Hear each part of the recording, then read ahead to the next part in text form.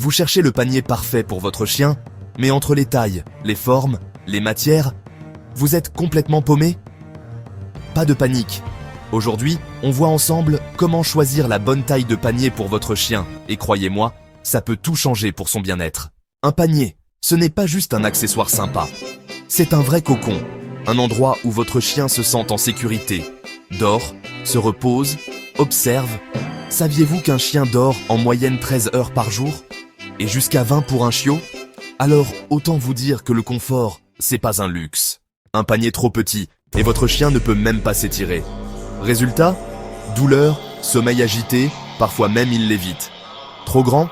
C'est l'inverse, il ne se sent pas en sécurité, surtout s'il aime être entouré. En plus, c'est plus froid. Bref, la taille parfaite, c'est un juste milieu. Allez, on sort le mètre ruban.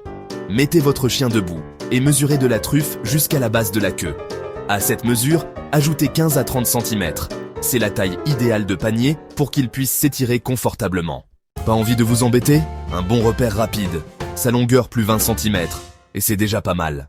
Les tailles, recommandées selon la race, pour les petits chiens comme le Chihuahua ou le York, optez pour 40 à 60 cm.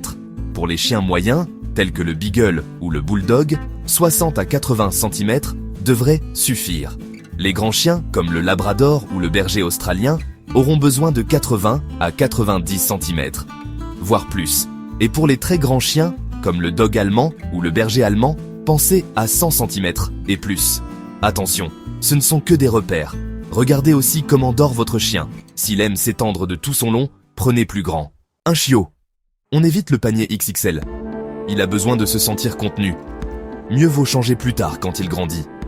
Un chien âgé, on pense accessibilité, pas de rebord trop haut, et pourquoi pas un panier orthopédique, avec mousse à mémoire de forme. Vos vieux toutous vous remercieront. L'emplacement, évitez les courants d'air ou les endroits trop agités. Les matériaux, pensez à l'entretien, surtout si vous avez un chiot ou un chien malade. Et bien sûr, observez votre chien, sa façon de dormir, ses préférences. C'est lui qui vous dira si vous avez fait le bon choix. En résumé, bien mesurer, adapté à la morphologie et au comportement, ne pas négliger les besoins spécifiques, et vous aurez un chien heureux, bien reposé, et surtout, qui ne squatte plus votre lit. D'ailleurs, dites-moi en commentaire quelle race vous avez, je vous aiderai à choisir plus précisément. Et si cette vidéo vous a été utile, n'oubliez pas de liker, de vous abonner et d'activer la cloche, ça fait toujours plaisir, et ça aide la chaîne à grandir. À très vite pour une prochaine vidéo.